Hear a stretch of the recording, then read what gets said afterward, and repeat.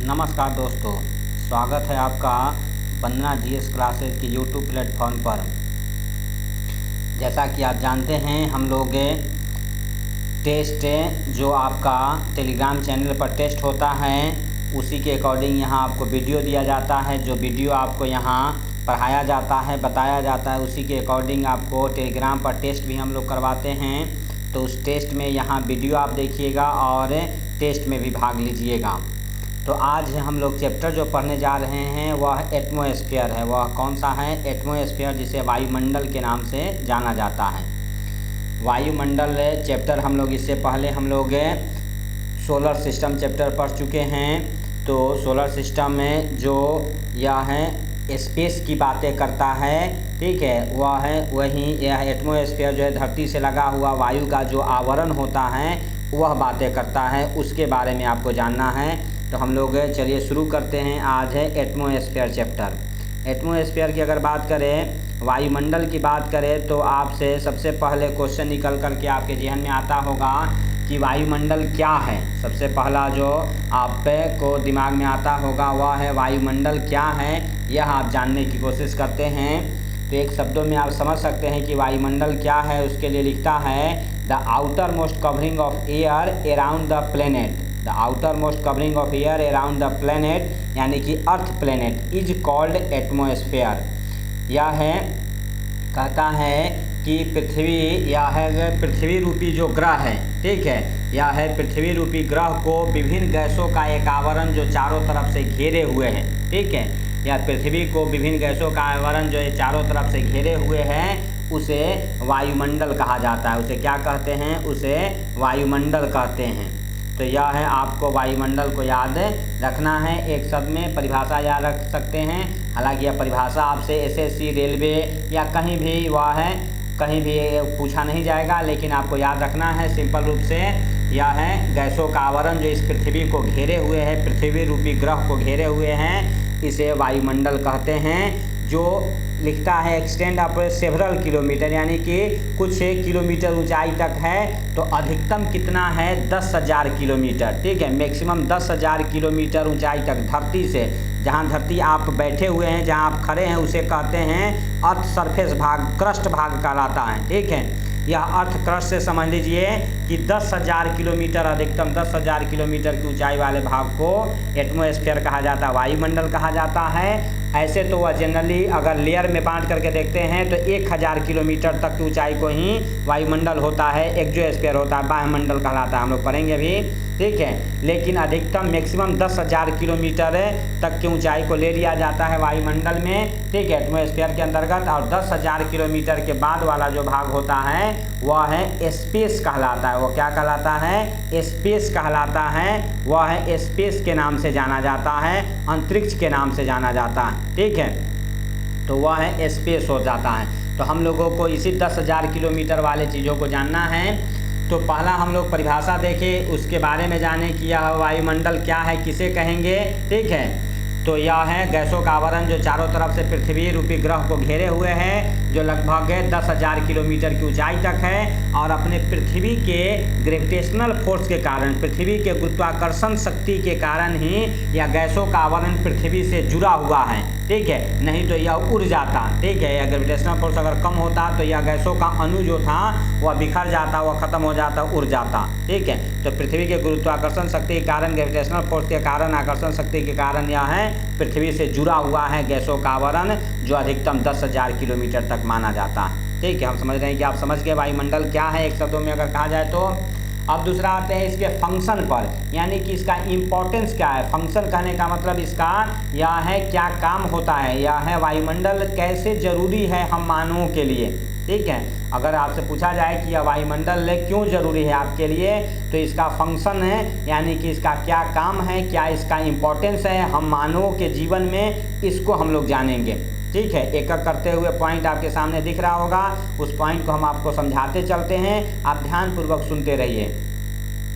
पहला पॉइंट लिखता है the atmosphere provide gases that initial for life, ठीक है। पहला पॉइंट लिखता है यह है जो वायुमंडल में अलग अलग गैसें हैं, ठीक है, यह वायुमंडल में अलग अलग गैसें हैं, वह जीवन के लिए, वह है मानवों के लिए ज़रूरी होता है, ठीक है। तो पहला इसका फंक्शन क्या है, पहला इसका इंपॉर्टेंस क्या है, तो सबसे पहला इंपॉर्टेंस इसका है कि वह जीवन जीने के लिए, लाइफ के लिए जो विभिन्न गैसों की आवश्यकता है, वह गैसें इस वायुमंडल में ही पाई जा रही हैं। चाहे वह ऑक्सीजन हो, चाहे वह कार्बन डाइऑक्साइड हो, चाहे वह नाइट्रोजन हो या अन्य इनर्ट गैस है, सबका अलग अलग काम होता है, सबका अलग अलग फंक्शन होता है और ये सभी गैसें जो हैं इस वायुमंडल में मौजूद हैं, इसलिए यह वायुमंडल हम लोगों के लिए ज़रूरी है। यानी इसका पहला फंक्शन हो गया, पहला महत्व हो गया, ठीक है। दूसरा पॉइंट आते हैं, लिखता है it contains green house gases that maintain temperature, ठीक है। जिनको हिंदी पढ़ते हैं वह हिंदी भी नीचे लिखा हुआ है, और नहीं तो हम इंग्लिश लाइन बाय लाइन पढ़ करके आपको हिंदी बता रहे हैं, तो आप ध्यानपूर्वक इसे सुनते रहिए। दूसरा पॉइंट लिखता है, यह है ग्रीन हाउस गैसेज को मेंटेन करता है, ठीक है। यह वायुमंडल जो है ग्रीन हाउस गैसेज के रूप में काम करता है। अब देखिए यह कैसे काम करता है, क्या होता है, सो जो है आप समझ लीजिए। देखिए पहले तो आपको जानना है कि ग्रीन हाउस गैसेज, ठीक है, ग्रीन हाउस गैसेज क्या है, हिंदी में इसे कहते हैं हरित गृह प्रभाव, ठीक है, या हरित गृह गैसेज कहे जाती हैं। तो ग्रीन हाउस गैसेज में शामिल किया जाता है कार्बन डाइऑक्साइड को। ग्रीन हाउस गैसेज में कभी कभी आपसे पूछा जाएगा, क्वेश्चन पूछता है कि यह ग्रीन हाउस गैसेज में किसे शामिल किया जाता है, तो इसमें शामिल किया जाता है कार्बन डाइऑक्साइड को, यानी CO2 को, या कार्बन डाइऑक्साइड इसमें शामिल है, या है इसमें यह है जलवाष्प वाटर वेपर को भी शामिल किया जाता है, ठीक है, वाटर वेपर भी इसमें शामिल है।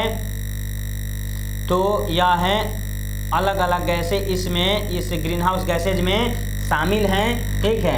इन गैसों को आपको जानना है और इनके कामों को आपको जानना है, ठीक है। तो अगर यह है CH4 हो जाता है, मीथेन हो जाता है, अलग अलग गैसें हैं, हम लोग सबको डिटेल रूप से जानेंगे।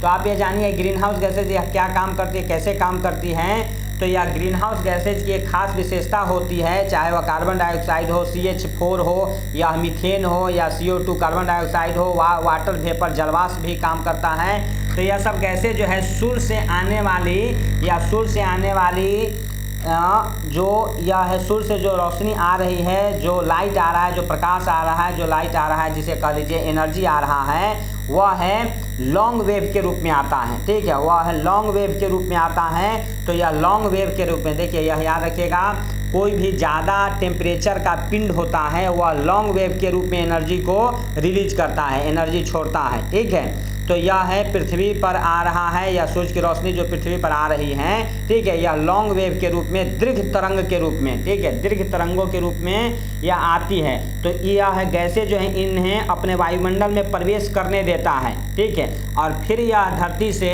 यह पार्थिव विकिरण कहा जाता है, टेरेस्ट्रियल रेडिएशन कहते हैं, पार्थिव विकिरण कहते हैं, टेरेस्ट्रियल रेडिएशन कहते हैं। तो यह शॉर्ट वेव के रूप में फिर वापस यह निकलना चाहती हैं, लेकिन यह गैसें जो हैं इसे वायुमंडल से इसे निकलने नहीं देती हैं। यानी कि यह है दीर्घ तरंगों के रूप में पृथ्वी पर आने तो देता है, लेकिन यह शॉर्ट वेव के रूप में इन्हें बाहर निकलने नहीं देता है। अब निकलेगा नहीं तो इसके कारण यह वायुमंडल में ही रुक जाता है, तो यह टेम्परेचर को बढ़ाने लगता है। इसके कारण क्या होने लगता है, टेम्परेचर बढ़ने लगता है, ठीक है।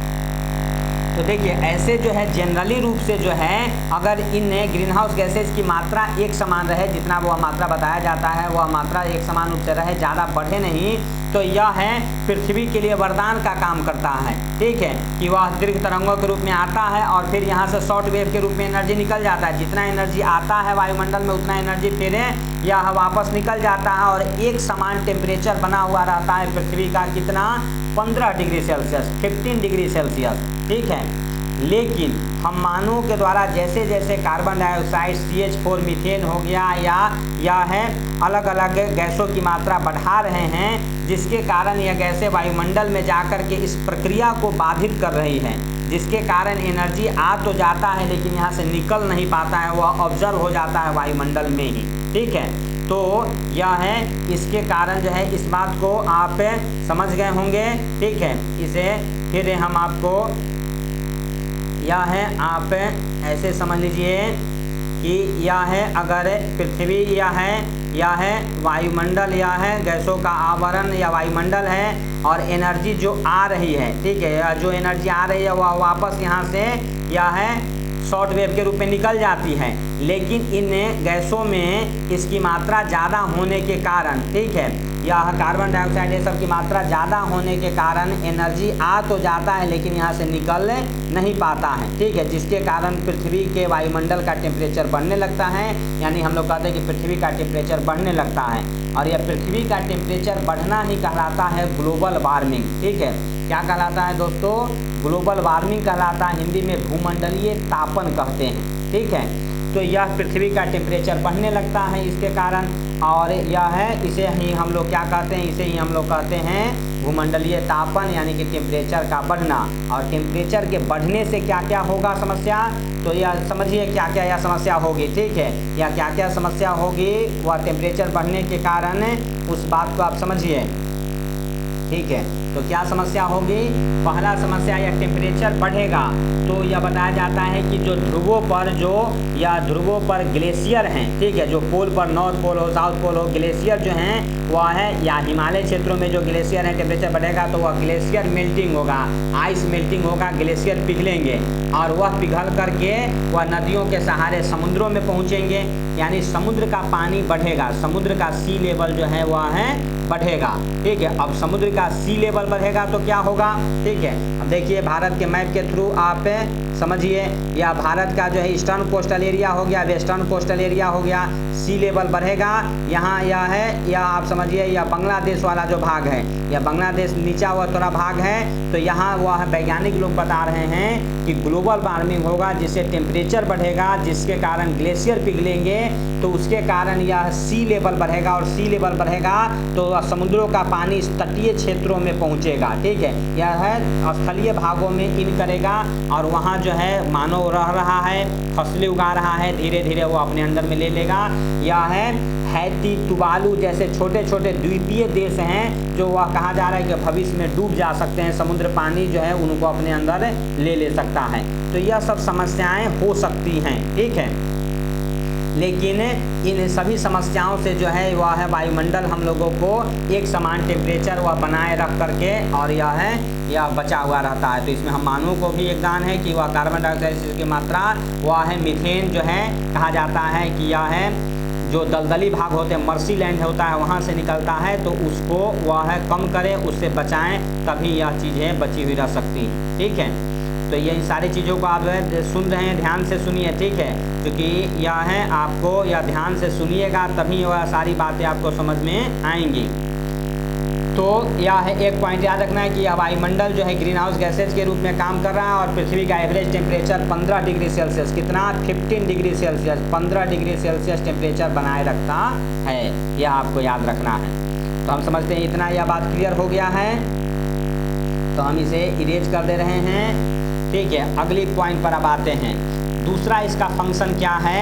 दूसरा इसका फंक्शन, या तीसरा फंक्शन लिख रहा है कि यह वायुमंडल जो है atmosphere protect us from the यह है फॉलिंग मेटियोर्स, ठीक है।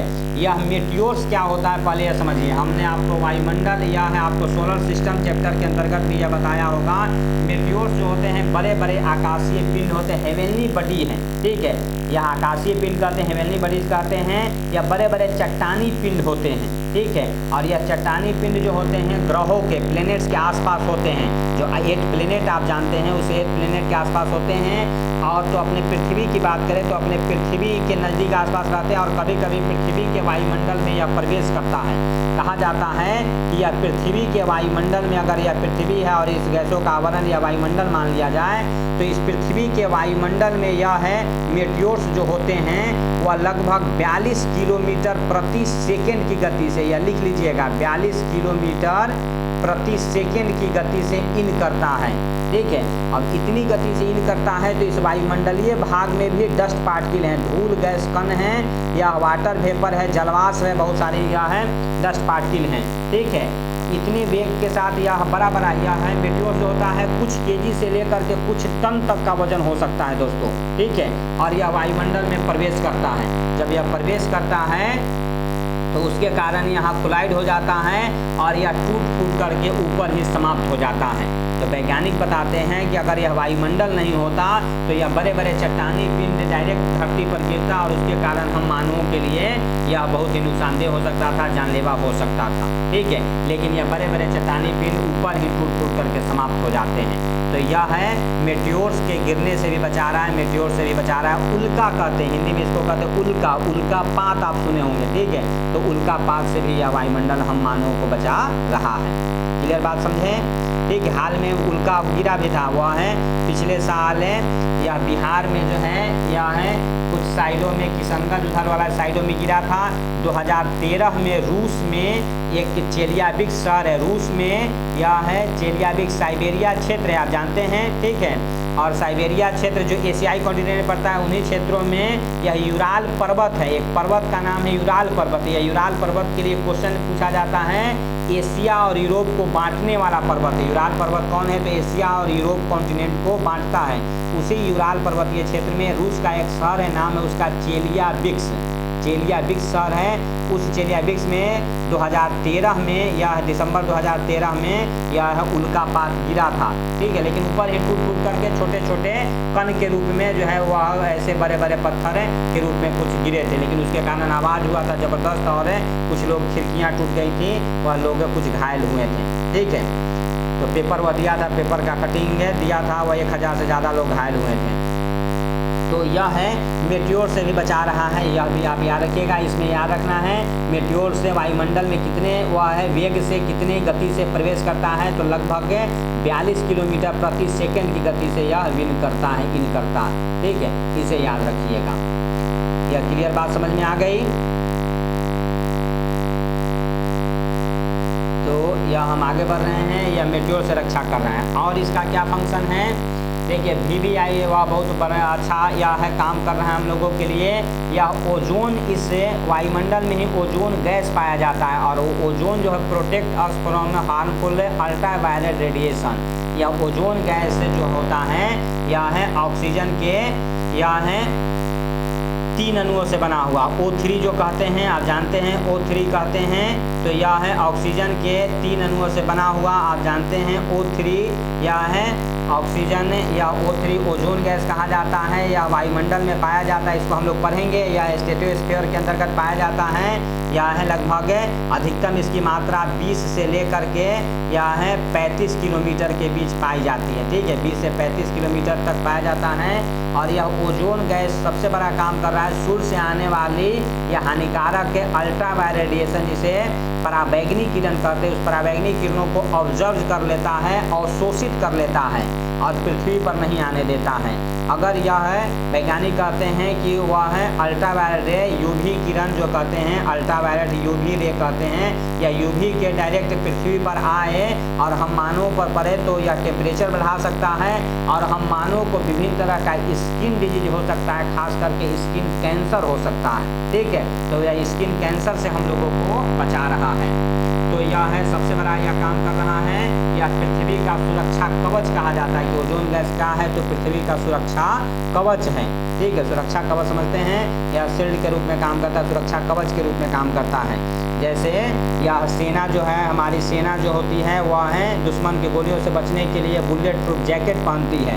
ठीक है, तो उसी तरह से जिस तरह से सैनिकों के लिए बुलेट प्रूफ जैकेट का काम करता है, वह उसी तरह से ओजोन गैस जो हम लोगों के लिए बुलेट प्रूफ जैकेट का काम करता है। सूर्य से आने वाली अल्ट्रावायलेट रेडिएशन को ऑब्जर्व करके ऊपर ही सोख लेता है, इसे नहीं आने देता है, नहीं तो विभिन्न तरह के स्किन डिजीज हो सकता है, खास करके स्किन कैंसर हो सकता है। क्लियर बात आप समझ गए? क्या इसका फंक्शन हो रहा है, क्या इसका काम है वायुमंडल का? ठीक है, कैसे यह मानवों के लिए सेवा कर रहा है। अगले पॉइंट पर आते हैं। अगला पॉइंट लिखता है कि atmosphere contain water vapour that provides valuable rainfall to the earth. ठीक है, यानी कि इस वायुमंडल में जलवाष्प होता है जो पृथ्वी को वर्षा प्रदान करता है। ठीक है, तो यह आप जानते हैं अभी वर्षा ऋतु चल रहा है, लगातार बारिश हो रही है, देख रहे हैं। तो यह वायुमंडल के कारण ही यह कैसा फंक्शन आप बचपन में भी पढ़े होंगे, 5वीं 6वीं क्लास से ही है कि सूर्य से आया हुआ है जो रोशनी आ रही है, एनर्जी आ रहा है, यह वाष्पीकरण की प्रक्रिया होती है समुद्रों से, नदियों से, झीलों से, जो भी जलीय भाग है, वाटर वेपर जो धरती पर है, ठीक है, जो वाटर बॉडी है, उससे जो है यह वाष्पीकरण की प्रक्रिया होती है और यह वाष्प के रूप में, गैस के रूप में जो है जल कण ऊपर जाता है। जैसे जैसे ऊपर जाता है टेम्परेचर गिरता है, जिसके कारण यह ठंडा होता है तो संघनन की प्रक्रिया होती है, कंडेंसन प्रोसेस होता है। ठीक है, कौन सा प्रोसेस होता है? कंडेंसन प्रोसेस कहते हैं, संघनन की प्रक्रिया कहते हैं, वह होता है ऊपर। और संघनन के प्रक्रिया के कारण ही यह गैसीय रूप जो है वह वाटर बॉडी के रूप में आ जाता है। तो संघनन क्या है? अगर एक शब्द में आपसे पूछा जाए कंडेंसन प्रोसेस क्या है, तो वह वाष्प का जल के बूंदों के रूप में बदलना ही कंडेंसन प्रोसेस है। ठीक है, यह बदलता है और फिर वह है बूंदे के रूप में नीचे आता है, जिसे हम लोग वर्षा कहते हैं, बारिश कहते हैं, रेनफॉल कहते हैं। ठीक है, तो यह है वायुमंडल के कारण ये प्रक्रिया चलता है, जो वाटर साइकिल कहते हैं, या वाटर चक्र चलता है। वाटर साइकिल, वह वाष्पीकरण हो गया, ऊपर गया, फिर नीचे गया, फिर समुद्रों में गया, फिर वाष्पीकरण हो गया, फिर धरती पर आ गया और हम मानवों को, पेड़ पौधों को मिल रहा है। तो यह वाटर साइकिल के लिए भी यह वायुमंडल जिम्मेवार है। वायुमंडल इस तरह से काम कर रहा है। क्लियर है दोस्तों? तो यह है वायुमंडल का फंक्शन है, यह प्रमुख बातें हैं जिसके कारण यह वायुमंडल हम लोगों के लिए जरूरी है। ठीक है, यह जीवनदायिनी का काम कर रहा है। ठीक है, साथ ही यह है टेम्परेचर मेंटेन करता है, यह आप समझ गए। ठीक है, तो यह है इसके अलग अलग जो फंक्शन हैं जो हम मानवों के लिए बहुत ही ज़रूरी होते हैं। ठीक है, इसे आपको याद रखना है। तो यह है वायुमंडल से संबंधित इतनी बातें हम समझते हैं कि आप समझ गए होंगे, यह आपका क्लियर हो गया होगा। इसका फंक्शन, इसका इंपॉर्टेंस क्या है, यह आपका क्लियर हो गया होगा। तो हम लोग आगे बढ़ते हैं। दूसरा इसमें हम लोग जानते हैं, इसमें अब हम लोग यह है समझते हैं कि इसमें अलग अलग गैसों की क्या मात्रा, यह है सोलर सिस्टम से संबंधित आपको है। या सोलर सिस्टम हम आपको पहले पढ़ाए होंगे। ठीक है, यह सूर्य और उसके 8 प्लेनेट, हालांकि अभी 9 प्लेनेट प्लूटो दिया है, लेकिन प्लूटो को आप जानते हैं यह ड्वार्फ प्लेनेट के रूप में कर दिया गया है, यह अभी नहीं है, 8 प्लेनेट हैं। इस 8 प्लेनेट से संबंधित बहुत सारी बातें हैं जो आपको यह बताया गया है। आप जा कर के, यह डिस्क्रिप्शन में इसका लिंक दिया हुआ है, जा कर के देख लेंगे। सोलर सिस्टम चैप्टर आप पढ़ लेंगे, सोलर सिस्टम चैप्टर आपका पढ़ा दिया गया है। ठीक है, उसी का यह मैप दे दिया है। तो आगे हम लोग बढ़ते हैं, अब कंपोजिशन ऑफ एटमॉस्फेयर पढ़ते हैं, यानी कि वायुमंडल में कौन कौन गैसों की मात्रा है, यह आपके सामने दिखाई देना शुरू कर दिया होगा। तो कौन कौन सी गैसें हैं वह हम लोग समझते हैं। तो यह बचपन से आप पढ़ते आ रहे हैं, यह बताने की जरूरत नहीं है, यह बचपन से पढ़ते आ रहे हैं कि वायुमंडल में सबसे ज़्यादा मात्रा किसकी है, तो नाइट्रोजन की है। अगर 100% माना जाए, ठीक है, तो वह 100% में लगभग 78%, 78% क्या है, नाइट्रोजन है। उसके बाद दूसरे नंबर पर 21% अप्रॉक्स में, ऐसे हुआ है, कहीं किताब पढ़िएगा तो 20.99 दे देगा। ठीक है, या 20.95 दे देगा, 21% याद रखिएगा। ठीक है, 21% लगभग ऑक्सीजन है। ठीक है, तो यह है, बाकी जो है यह 1% में, ठीक है, 78 और 21 जो है लगभग 99% हो जाते हैं। तो बाकी 1% में सभी गैसों की मात्रा है। उस 1% में सबसे ज़्यादा मात्रा किसकी है, तो एक इनर्ट गैस है, अक्रिय गैस है, नाम है उसका आर्गन। ठीक है, आर्गन की मात्रा ज़्यादा है, 0.933%। ठीक है, हालांकि यह है अभिक्रिया, रासायनिक क्रिया यह नहीं करता है, अक्रिय गैस, नोबेल गैस है, वह माना जाता है। तो अगर कार्बन डाइऑक्साइड की मात्रा देखी जाए तो कार्बन डाइऑक्साइड की मात्रा वायुमंडल में 0.03% है। ठीक है, कितना है, 0.03% है। तो यह याद रखिएगा। बाकी अलग अलग गैसें हैं, ठीक है, उसको भी आप याद रखिएगा। तो यह आर्गन, इनर्ट गैसों की बात करते हैं। इन गैसों के अलावे और क्या क्या है, क्रिप्टॉन है, जेनॉन है, ठीक है, मीथेन है, अलग अलग गैसें हैं। तो यह अक्रिय गैसें जो नोबेल गैसें कही जाती हैं, ठीक है, इन अक्रिय गैसों को याद रखने के लिए आप एक शब्द याद रखिए कि कौन कौन अक्रिय गैसें हैं। उसको याद रखने के लिए शब्द क्या याद रखना है, यह हम आपको लिखवा रहे हैं, हीनिया क्रिजरे। ऐसे ही आपको याद होगा, लेकिन ट्रिक भी आप समझ लीजिए, हीनिया क्रिजरे। ठीक है, क्या याद रखेंगे, हीनिया क्रिजरे। याद अगर हो जाएगा तो अच्छी बात है। ही से क्या हो गया, हीलियम, नी से हो गया नियॉन, ऑ से हो गया आर्गन, के से हो गया क्रिप्टॉन, जेनॉन, ज से जेनॉन, आर से रेडॉन। ठीक है, ऐसे याद रखिएगा। अलग उसका ये हो जाता है, अलग अलग वो के आर हो जाता है, क्रिप्टॉन का, जेनॉन का XE हो जाता है। ठीक है, जो शुद्ध होता है। तो यह, लेकिन ऐसे आप याद कर ले सकते हैं। हीलिया क्रिजरे से आप क्या याद कर लेंगे, आप नोबेल गैस, इनर्ट गैसों को नाम याद कर लेंगे जो वायुमंडल में विद्यमान है। ठीक है, इन प्रमुख गैसों के अलावे। तो वह है हम आपको बता भी दे रहे हैं। अगर आप नोट कर सकते हैं तो आप ध्यान से वीडियो सुन करके नोट कर लीजिए। सबकी अलग अलग जो मात्रा है बहुत कम मात्रा है, लेकिन हम एक बार बोल दे रहे हैं, आप उसे ध्यान से सुन करके लिख लीजिए। जैसे पहला यह हीलियम है, तो यह हीलियम की मात्रा He होता है। आप जानते हैं सूत्र, जो रासायनिक सूत्र He होता है हीलियम। इसकी मात्रा कितनी है वो आप लिख लीजिए 0.00005 यानी 0.0005, ठीक है, परसेंट।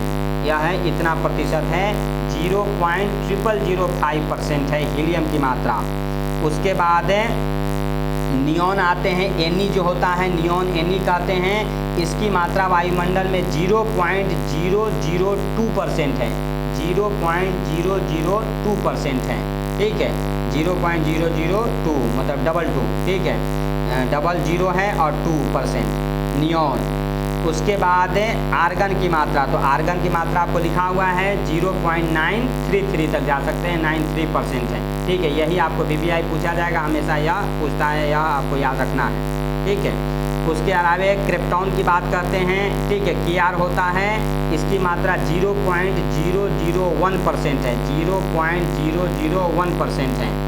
जेनॉन Xe याद रखिएगा, इसकी मात्रा 0.4 टाइम्स 09 है, ठीक है। कितना है तो यह है, आप समझिए यह कितना है, तो यह 0 और 4 टाइम्स जो है 0, 1 2 3 4 और उसके बाद जो है 9, ठीक है। बताइए कितना कम परसेंट, ठीक है। तो यह जेनॉन की मात्रा Xe जो कहते हैं, ठीक है, तो यह है। और इसके अलावा रेडॉन, ठीक है, रेडॉन की बिल्कुल कम मात्रा पाई जाती है, ठीक है। और रेडॉन की लेकिन एक खास विशेषता आप याद रखिएगा कि कहा जाता है कि जब अर्थक्वेक आता है, भूकंप आता है, क्वेश्चन पूछा हुआ है, ठीक है, क्वेश्चन पूछता है, जब अर्थक्वेक आता है तो रेडॉन की मात्रा वायुमंडल में बढ़ जाती है, ठीक है। यह क्वेश्चन आपका पूछा हुआ है, यह आप याद रखेंगे कि जब भूकंप आता है, अर्थक्वेक आता है तो वायुमंडल में रेडॉन गैस, किस गैस की मात्रा बढ़ जाती है, तो रेडॉन गैस की मात्रा बढ़ जाती है। इसी आधार पर वैज्ञानिक लोग काम कर रहे हैं कि भूकंपों की भी भविष्यवाणी की जाए, फोरकास्ट किया जाए। जैसे यही जो है अलग अलग जो हेजाज आते हैं, तो जैसे चक्रवात होता है, जानते हैं साइक्लोन आता है, तो इसका अनुमान पहले से लगा लिया जाता है कि कितनी तीव्रता से यह समुद्र से तटीय भागों की ओर आ रहा है, कितने समय में यह है भारत के पश्चिमी तट या पूर्वी तट से टकराएगा। आप न्यूज़पेपर में देखते होंगे, न्यूज़ में सुनते होंगे। लेकिन और बाकी जो भी वर्षा होने वाला है अगले 24 घंटे में कितना होगा, सारी चीज़ों का अनुमान हो जाता है। लेकिन यह है भूकंप ही ऐसा चीज़ है कि इसका अभी फोरकास्ट नहीं किया जा सकता है, इसका अनुमान नहीं लगाया जा सकता है कि कब भूकंप आने वाला। अभी हम लोग पढ़ रहे हैं, हो सकता है धरती डोलने लगे, हालांकि नहीं डोलेगा। आराम से बैठिए, आराम से पढ़िए, कान में लगा करके सुनते रहिए और हाथ में कलम कॉपी रखिए और उसको नोट करते रहिए। नहीं आएगा, अभी हम रोक दिए हैं, ठीक है। तो यह आप ध्यान रखेंगे, यह अलग अलग गैसों की मात्रा, कोई दिक्कत नहीं, कोई परेशानी नहीं आपको। तो आगे बढ़ें हम, तो देखिए यह अलग अलग गैसें हैं, तो वही बात यहाँ बता दिया है, ठीक है। यह लिखता है air is a mixture of gases, यह वायु क्या है, तो यह गैसों का मिक्सचर, विभिन्न गैसों का यह मिक्सचर है। और वह average composition of the atmosphere है, लगभग एक समान मात्रा है, एवरेज कंपोजिशन है, ठीक है, same all over the atmosphere, लगभग बराबर मात्रा में पूरे वायुमंडल में हैं। लेकिन किसकी कितनी मात्रा है यह आप समझ लिए, यह याद रखिएगा। अब देखिए पॉइंट VBI आते हैं, लिखता है besides water vapour and dust particle also present in atmosphere. अब देखिए यह गौर कीजिएगा, वाटर वेपर और डस्ट पार्टिकल पर, यह अलग अलग गैसों की जो मात्रा है ही वायुमंडल में। इसके अलावे वायुमंडल में एक क्या है, जलवाष्प है, वाटर वेपर है, और दूसरा डस्ट पार्टिकल है, धूल कण है। एक जलवाष्प है, वाटर वेपर है, और दूसरा क्या है, डस्ट पार्टिकल है, धूल कण है। इसको भी आपको याद रखना है। अब देखिए वाटर वेपर, जलवाष्प आप जानते हैं, जो सूर्य से रोशनी वाष्पीकरण की प्रक्रिया होती है और यह वायुमंडल में जाता है, जो नमी की ह्यूमिडिटी की मात्रा कहते हैं, ठीक है, जो ह्यूमिडिटी कहते हैं, आर्द्रता कहते हैं, वही वाटर वेपर है। तो यह वाटर वेपर के लिए कुछ पॉइंट आपको याद कर लेना है। पहला पॉइंट क्या याद कर लेना है कि वायुमंडल में वाटर वेपर कितना प्रतिशत है, तो वह लगभग कहा जाता है, वह या तो 0 से दे देगा कि 0% से लेकर के वायुमंडल में 4% के बीच है, ठीक है, या उसे 1% से याद रखिएगा कि 1 से 4% के बीच यह है जलवाष्प की मात्रा अपने वायुमंडल में मौजूद है, ठीक है। यानी कि वायुमंडल के प्रति इकाई आयतन में इसकी मात्रा 0 से 4% के बीच है। ठीक है, यह है, जैसे यह है, अब कहीं ज़्यादा होता है कहीं कम होता है। जैसे आप नदी के किनारे रहेंगे, ठीक है, नदी के किनारे वाले क्षेत्रों में, समुद्रों के किनारे वाले क्षेत्रों में होंगे तो वहाँ वायु में नमी की मात्रा आपको ज़्यादा मिलेगी। ठीक है, अगर वह मेजर किया जाए, इसका अनुभव आप कैसे कर सकते हैं? अब आप तो इंस्ट्रूमेंट नहीं रखे, लेकिन जब गंगा किनारे आप रहते हैं, वह आप याद कीजिए, पटना में जब गंगा किनारे आप घूमने जाते थे अपने, वह है महिला मित्र या पुरुष मित्र के साथ है, तो ठंडा ठंडा हवा आता था। ठीक है, और ठंडा ठंडा हवा आपको बहुत सुकून देता था। आप डिसाइड करके गए थे कि वह 1 घंटा बैठेंगे और आप 2 घंटा बैठ जाते हैं वह, और आपको पता नहीं चलता है अपने पुरुष मित्र या महिला मित्र के साथ। ठीक है, तो यह उसका कारण है कि गंगा जी के तरफ से जो ह्यूमिडिटी आ रही है, आर्द्रता वह वायु लेकर के आ रही है, वह बहुत ही सुकून देता है, दिलों को सुकून देता है, प्यार उसमें और ज़्यादा बढ़ जाता है। ठीक है, तो यह है 0 से 4% के बीच होता है यह वायुमंडल में जलवाष्प की मात्रा, यह याद रखिएगा।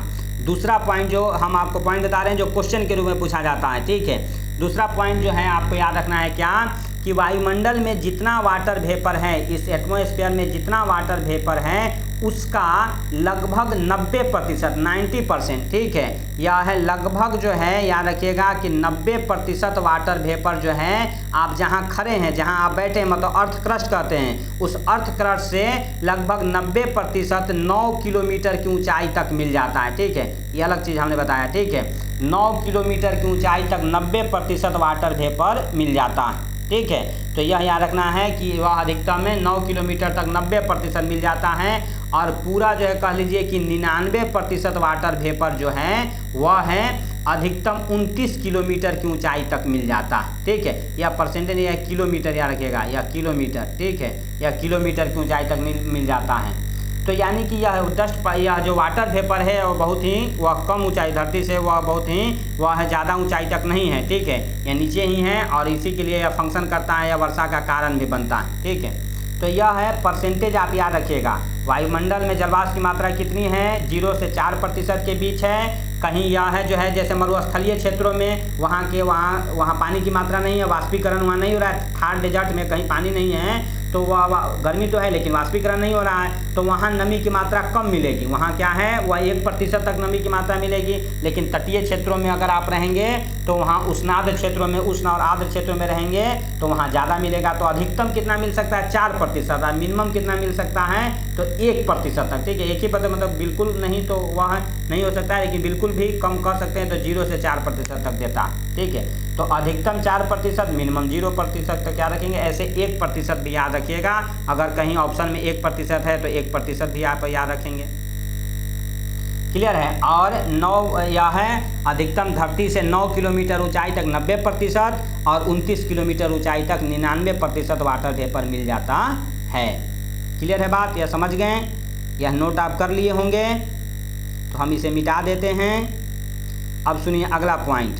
ठीक है, अगला पॉइंट क्या है? यह डस्ट पार्टिकल। इस डस्ट पार्टिकल पर हम चर्चा कर रहे हैं। यह डस्ट पार्टिकल क्या है? ठीक है, डस्ट पार्टिकल में किसे शामिल करें? धूलकण, हिंदी में कहेंगे धूलकण। इस डस्ट पार्टिकल में किसे शामिल किया जाता है, पहले यह समझिए। ठीक है, डस्ट पार्टिकल में किसे शामिल किया जाता है, पहले यह समझिए। ठीक है,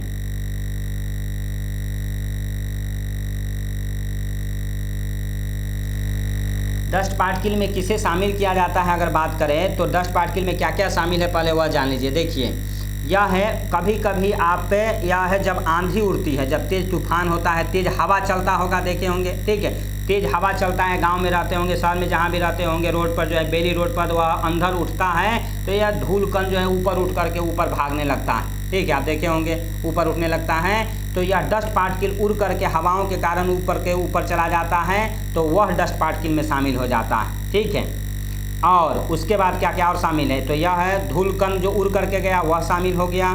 दूसरा, यह आप देखे होंगे चिमनी भट्ठा। चिमनी भट्ठा समझते हैं, जहाँ ईंट बनता है, ब्रिक बनता है, वहाँ बड़ा सा वह धुआं छोड़ने वाला एक बड़ा सा पाइप जो लगा हुआ रहता है, चिमनी कहते हैं उसको। ठीक है, उससे जो है वह है लंबा, इस तरह से वह बना हुआ रहता है ना। ठीक है, यह है इस तरह से वह बना हुआ रहता है, तो यह है, और इससे वह है बहुत ऊंचाई तक जा कर के वह गैस छोड़ते रहता है, जो या गैस निकलता है, धूल कण निकलता है। तो उसके साथ भी कुछ डस्ट पार्टिकल जो है वायुमंडल में वह शामिल हो जाते हैं, उससे वह निकला हुआ डस्ट पार्टिकल भी जो है धूल कण भी वायुमंडल में शामिल हो जाता, ठीक है। तो चिमनी भट्टा से याद रखिएगा, उड़ा हुआ धूल डस्ट पार्टिकल शामिल हो जाता है, ठीक है। तो वह है जो कालीमा लिए हुए वह रहता होगा। उसके बाद देखिए एक भी आई चीज़ है, यह है जो वाष्पीकरण की प्रक्रिया हो रही है धरती से, ठीक है, सूर्य की एनर्जी के कारण, तो वह सबसे बड़ा भाग समुद्र का है, ठीक है। धरती पर सबसे बड़ा जो है वह है समुद्रों का है, ओशियन का है, सागर का है, वहाँ से वाष्पीकरण हो रहा है। और समुद्रों के पानी में नमक की मात्रा होती है, आप जानते हैं, वह है साल्ट वाटर होता है, नमकीन पानी होता है, नमक की मात्रा होती है। तो वाष्पीकरण के साथ कुछ है वह नमक की मात्रा भी ऊपर चली जाती है, तो उसे भी डस्ट पार्टिकल में शामिल कर दिया जाता है, ठीक है, यह याद रखिएगा। उसके अलावा क्या होता है, हम लोग अभी पढ़े थे मेट्योर्स के बारे में, उल्का पिंडों के बारे में, उल्कापात के बारे में। तो उल्का जो बड़े बड़े चट्टानी पिंड है ऊपर ही टूट फूट करके समाप्त हो जाता है, तो उसका भी कुछ कण होता है, जो वायुमंडल में रह जाता है, वायुमंडल में शामिल होता है, तो उसे भी शामिल कर दिया जाता है, ठीक है। तो इन सबको जो है मिला करके डस्ट पार्टिकल कहा जाता है एक शब्द में। इतने चीज़ें डस्ट पार्टिकल में शामिल है वायुमंडल में, ठीक है। हालांकि यह है डस्ट पार्टिकल जो है खुली आंखों से हम लोगों को विजिबल नहीं होता है, लेकिन जब घर में वेंटिलेटर आप देखते हैं, वेंटिलेटर से जो सूर्य की रोशनी आते रहती है, आप देखे होंगे वहाँ जो सूर्य की रोशनी में कुछ कण दिखाई देता है, तो वही डस्ट पार्टिकल है, ठीक है। तो यह डस्ट पार्टिकल आप याद रखिएगा वायुमंडल में पाया जाता है। अब समझिए कि यह डस्ट पार्टिकल का क्या उपयोग है। डस्ट पार्टिकल भी क्या उपयोगी है हम लोगों के लिए, मानवों के लिए, क्या काम ही करता है। तो यह पहला इसका काम है, डस्ट पार्टिकल को याद रखिएगा, एक शब्द कहा जाता है, इसे हाइग्रोस्कोपिक न्यूक्ली कहा जाता है। हिंदी में कहते हैं आर्द्रताग्राही केंद्र। क्या कहते हैं? आर्द्रताग्राही केंद्र कह देते हैं, या संघनन केंद्र कह देते हैं। जो कंडेंसन प्रोसेस होता है वह इसी पर होता है। क्या आप बात समझे हैं? ठीक है। जब यह है जो समुद्रों से वाष्पीकरण की प्रक्रिया होती है, आप ऐसे समझिए, यह समुद्र में पानी है, ठीक है, सूर्य की रोशनी जो है वह जब इस पर पड़ती है तो यहाँ से जो है यह है वाष्प के रूप में ऊपर जाता है। ऊपर जा कर के जैसे जैसे ऊपर जाने लगता है या ठंडा होता जाता है तो ऊपर जा कर के कंडेंसन प्रोसेस होता है, संघनन की प्रक्रिया होती है। तो यह जो है वाष्प के कण जो था वह जलवाष्प बूंदों के रूप में यहाँ बदल जाता है। तो ये जलवाष्प जो है जलवाष्प बूंद के रूप में जो है बदल रहा है, तो इसमें वेट है, ठीक है। यह है जो जल बूंदों के रूप में बदल गया, तो यह जल बूंदों में वेट है, तो यह वायुमंडल तो निर्वात है, यह कैसे ऊपर टिका हुआ है, रुका हुआ है। तो कहा जाता है कि यही जो डस्ट पार्टिकल हैं, डस्ट पार्टिकल जो हैं या कहे जाते हैं, इसे आर्द्रताग्राही केंद्र हाइग्रोस्कोपिक न्यूक्ली कहा जाता है। इसी डस्ट पार्टिकल पर जा कर के यह चपक जाते हैं, ठीक है, या रुके हुए रहते हैं। और जब उसकी मात्रा ज़्यादा हो जाती है, यानी कि वाष्पीकरण ज़्यादा हुआ या है ज़्यादा जलवाष्प की मात्रा ऊपर गई, ठीक है, और तब फिर वह है एक मात्रा जब ज़्यादा होता है तो वह बूंदों के रूप में जो है, या बूंदों के रूप में समझिए, लड़ी के रूप में, बूंदों के रूप में धरती पर गिरने लगता है, वापस इस समुद्र में गिर जाता, ठीक है। यही जल चक्र भी कहलाता है। तो यह है प्रक्रिया जो होती है यह डस्ट पार्टिकल के कारण ही होती है। डस्ट पार्टिकल यानी कि यह संघनन का काम करता है, संघनन केंद्र के रूप में काम करता है, आर्द्रताग्राही केंद्र के रूप में काम करता है, या जलवाष्प बूंदें जो है उसी पर जा कर के चपक जाती है, और जब मात्रा ज़्यादा होती है तो बूंदों के रूप में गिरने लगती है, ठीक है। तो एक काम है वर्षा में यह सहायक है, VVI है, याद रखना है। दूसरा और क्या इसका उपयोग कर सकते हैं, तो एक कहा जाता है, यह है आपसे क्वेश्चन पूछा जाता है कि आकाश का रंग कैसा है। अगर हम आपसे पूछे कि आकाश का रंग कैसा है, आप लोग यह है कमेंट में करके बताइएगा, ठीक है।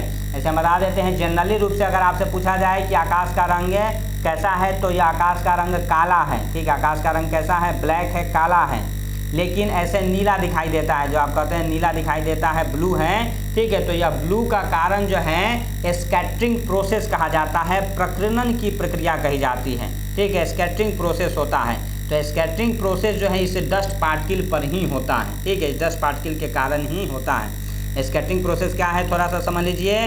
तो आप जानते हैं कि सूर्य में 7 रंग है, जिसे बैनी या पिनाला से आप याद किए होंगे, साइंस के किताब में रहता था एक ट्रिक, बैनी या पिनाला। उसमें जो बैगनी रंग का तरंगदैर्घ्य सबसे कम होता है। आप जो देखिए, यह सूर्य के 7 रंगों जब वायुमंडल में यह आता है तो यहाँ डस्ट पार्टिकल है, डस्ट पार्टिकल से यह टकराता है। जिसका वेवलेंथ ज़्यादा होता है, जिसका तरंगदैर्घ्य ज़्यादा होता है, इस डस्ट पार्टिकल से टकरा करके बाहर निकल जाता है, आगे बढ़ जाता है। लेकिन जिसका वेवलेंथ कम है वह इस डस्ट पार्टिकल से कहा जाता है टकरा करके और फैल जाता है। ठीक है, यह फैलना ही कहलाता है प्रकीर्णन की प्रक्रिया, स्कैटरिंग प्रोसेस कहते हैं इंग्लिश में। ठीक है, हिंदी में प्रकीर्णन की प्रक्रिया कहते हैं। यह प्रकीर्णन की प्रक्रिया होती है, स्कैटरिंग प्रोसेस होता है, और जिसके कारण जो है यह है तो इसमें ब्लू रंग जो है वह है बैगनी रंग का तरंगदैर्घ्य वेवलेंथ कम होता है, यह टकरा करके फैल जाता है। ठीक है, यह टकरा करके फैल जाता है और आकाश का रंग नीला दिखाई देता है। तो यह स्कैटरिंग प्रोसेस किसके कारण होता है? डस्ट पार्टिकल के कारण होता है, यह याद रखिएगा। और स्कैटरिंग प्रोसेस के कारण ही आकाश का रंग नीला दिखाई देता है। तो यह कई एक बार एग्जाम में पूछा है, यह स्कैटरिंग प्रोसेस बिल्कुल आपको याद रखना है, याद रहेगा। तो यह डस्ट पार्टिकल के यह दो फंक्शन आप याद रखिएगा, यह एक हाइग्रोस्कोपिक न्यूक्ली के रूप में, आर्द्रताग्राही केंद्र के रूप में, और एक डस्ट पार्टिकल के संघनन बिंदु के रूप में, कण के रूप में। ठीक है, तो यह पॉइंट याद रहे, हम समझते हैं कि इतना आपका क्लियर हो गया होगा, इसमें कोई समस्या नहीं दोस्तों। तो हम आगे बढ़ते हैं, यह है आपको यह इतना हम समझते हैं याद हो गया होगा।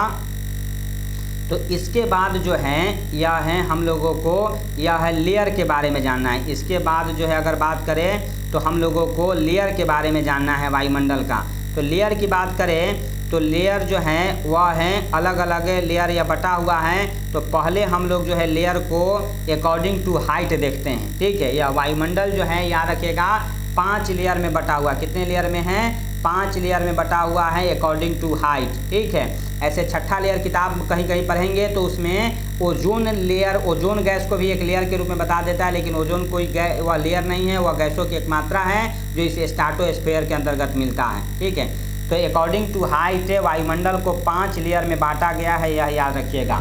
इसकी कितनी ऊंचाई है यह हम आपको बता देते हैं, वह है अकॉर्डिंग टू एनसीईआरटी बुक। ठीक है, एनसीईआरटी बुक के अकॉर्डिंग आपको हम बता देते हैं, वह आप याद रखिएगा।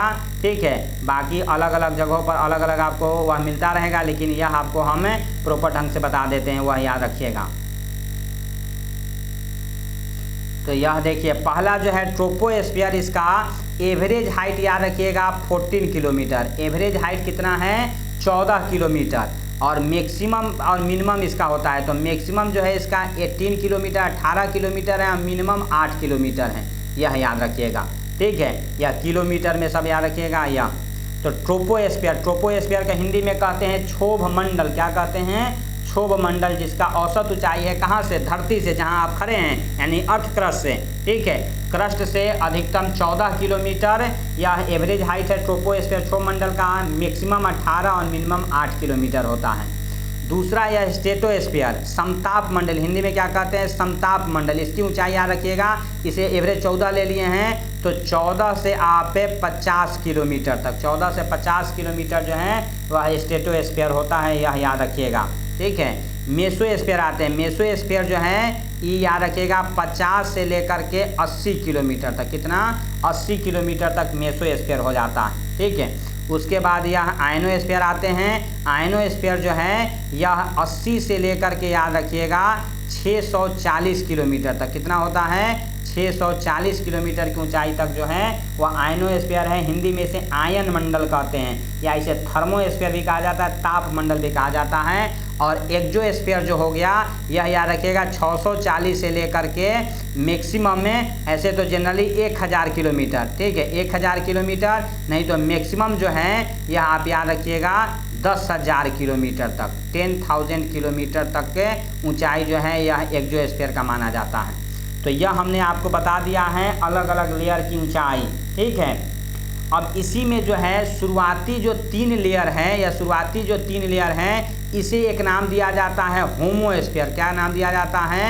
होमोस्फीयर कहते हैं, HOMO। देखिए उधर आगे है, हम लोग देख लेंगे अभी होमोस्फीयर। और यह बाद के जो यह है 2 हैं, इसे हेट्रोस्फीयर कह दिया जाता है, यह एक बांटने का तरीका होता है। तो यह हम समझते हैं, आप समझ गए। ट्रोपोस्फीयर को हिंदी में क्षोभ मंडल कहते हैं, औसत ऊंचाई है 14 किलोमीटर, मैक्सिमम 18 और मिनिमम 8 किलोमीटर। स्ट्रेटोस्फीयर हिंदी में कहते हैं समताप मंडल, इसकी औसत ऊंचाई 14 से 50 किलोमीटर, एवरेज हाइट 14 से 50 किलोमीटर। मेसोस्फीयर जो है वह मध्यमंडल कहते हैं 50 से 80 किलोमीटर तक, 50 से ही 80 किलोमीटर, ठीक है। आयनोस्फीयर जो है यह 80 से लेकर के 640, ठीक है, ध्यान से सुनिएगा, थोड़ा लिखने में यह प्रॉब्लम हो रही है। तो 80 से 640 किलोमीटर तक। और एक्सोस्फीयर जो है वह 640 से 1000 किलोमीटर या मैक्सिमम 10,000 किलोमीटर की ऊंचाई तक पाया जाता है, ठीक है, यह याद रखिएगा।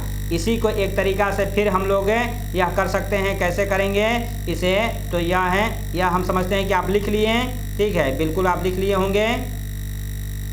तो यह देखिए, यह एक, फिर इसी को कैसे बांट दिया गया, एक होमोस्फीयर में बांटा जाता है और एक हेट्रोस्फीयर में बांटा जाता है। तो देखिए लिखता है कि homosphere is found of the height of 80 kilometre approx, यानी कि 80 किलोमीटर तक 3 लेयर था, ठीक है, आप देख रहे थे। तो शुरुआती 3 लेयर कौन कौन, ट्रोपोस्फीयर, स्ट्रेटोस्फीयर और मेसोस्फीयर को जो है होमोस्फीयर कहा जाता है, सममंडल कहा जाता है। और बाद के जो 2 हैं वह हेट्रोस्फीयर कहलाता है, यानी कि आयनोस्फीयर और एक्सोस्फीयर, ठीक है। तो यह याद रखिएगा, यह एक बांटने का और तरीका है। कभी कभी आपसे क्वेश्चन पूछेगा कि होमोस्फीयर में सममंडल में किस लेयर को रखा जाता है, तो शुरुआती 3 लेयर ट्रोपोस्फीयर, स्ट्रेटोस्फीयर, मेसोस्फीयर को। और हेट्रोस्फीयर में किसको रखते हैं, तो आयनोस्फीयर और एक्सोस्फीयर को।